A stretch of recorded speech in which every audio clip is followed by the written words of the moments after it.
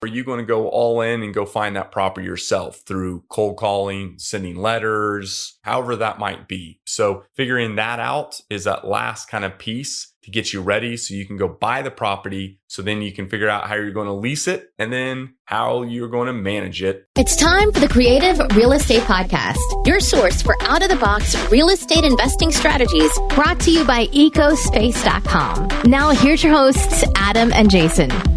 Hey guys, this is Jason Lewis, your random real estate guy. We shot a video on the 3 things from a very macro level that you need to do to get your first property, make sure you have covered. The first one was where and what type of property you're going to get once you have it. The second one was how are you going to lease it? And the third one was once it's leased, whether that's short-term or long-term, how are you going to manage that property? So today, there's going to be 5 task lists on how to get that first property, what you need to do there.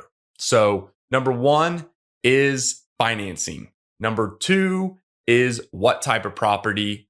3 is what's the financial goals that you need to meet with that property. 4th is where that property is going to be. And the 5th is how are you going to find it? So those are the 5 things we're going to cover. Let's get started. Number 1, financing.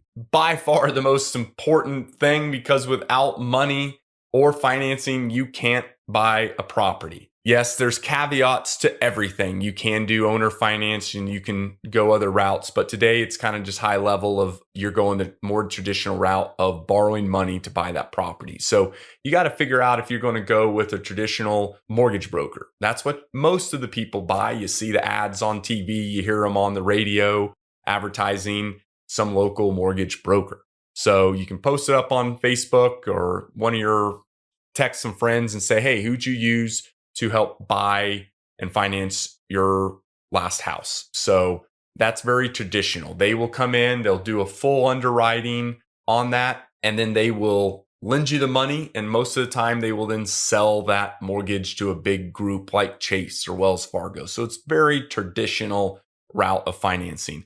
But there are other options that you can go about as well. That's portfolio loan. That's working with a local bank, such as here in Colorado, that is First Bank or Alpine Bank or Commerce. Those are ones that hold the loan in-house and they don't sell it outside of that. So they can get a little more creative. If maybe you don't have that W-9 fixed income, they can get a little more creative where mortgage brokers can't.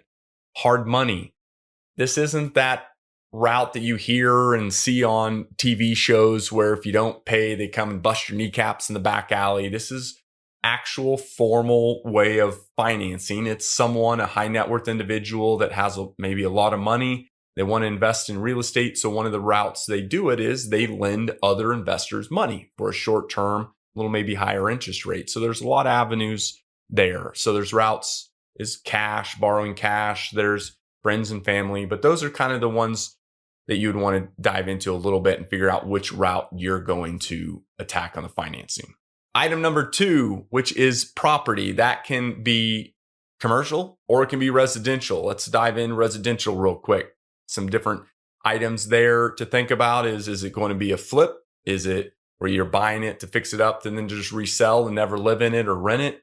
Or is it going to be more of a rental property where you might do a house hack where you're living in it and then you're going to convert it to a rental? Or is it a duplex where you live in one side and rent the other? Or it's a fourplex, maybe you're living in one and rent another 4. Is it going to be more of a short-term rental or a long-term rental? So there's a lot of avenues there that you need to kind of decide of what type of property, if it's residential. And then if it's commercial, there's a lot of avenues there to invest into real estate.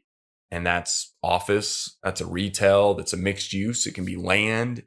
Heck, it can even be oil and gas wells. So there's a lot of avenues in the commercial side. Most of the time, people think office, retail, and multifamily is on the commercial side. So the third item that you want to cover is what's going to be the financial goal that you need to hit with that property. Amazing thing about real estate is it all is what's best for you. There's no right or wrong way, and there's thousands of ways to go about it. And that's even when it comes to your financial goal of the real estate. You can set it up where I only care that I cash flow $200 a month above and beyond all my expenses. Or you can say, I don't need to cash flow at all as long as I have a 15-year mortgage and it's paying itself down because I'm buying this house for my kids' college fund.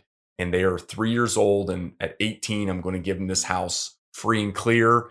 And they can either keep it as a rental or they can then sell it. And that's their college fund. So there's all these awesome creative ways to go about figuring out what the financial goal is that you want to hit. Things as cap rate, cash flow, GRM, or you don't care about any of that. And all you care about is appreciation of the property because in 5 years, you're going to sell it and you want to double your revenue. There's IRR, NOI. So figuring out what matters to you is very important when you're going to build that strategy to get that first property. The fourth is, where does this property you're getting ready to buy, where is it located? Market, what state, what submarket, what micro market within a submarket. So we're here in Colorado. So that would be like saying, okay, I want to pick Denver. And then in Denver, I want to pick a micro market, which is the Highlands or downtown or Centennial or the Denver Tech Center.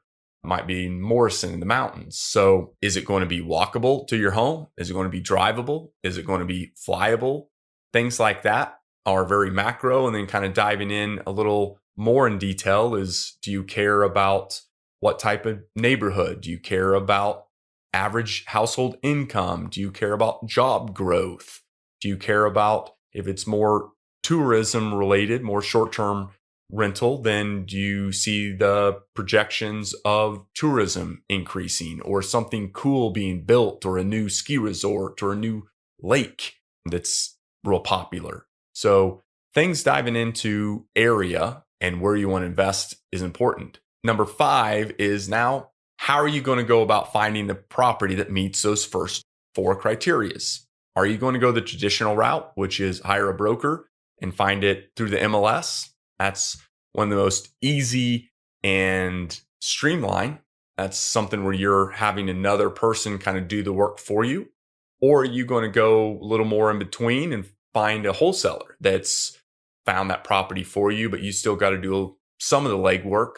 Or are you going to go all in and go find that property yourself through cold calling, sending letters, marketing, door knocking, however that might be? So figuring that out is that last kind of piece to get you ready so you can go buy the property. So then you can figure out how you're going to lease it and then how you're going to manage it. And then, as I said in the video, the fourth and kind of final one is, how are you going to spend your vacation time and energy now that you've built that passive income and lifestyle that you've dreamed of over the years? All right, those are the top 5. That's financing, what type of property, what's the goal with that property from a financial return, where that property is going to be, and then how you're going to find it. So those are the 5 that we covered today. Thanks everyone for watching.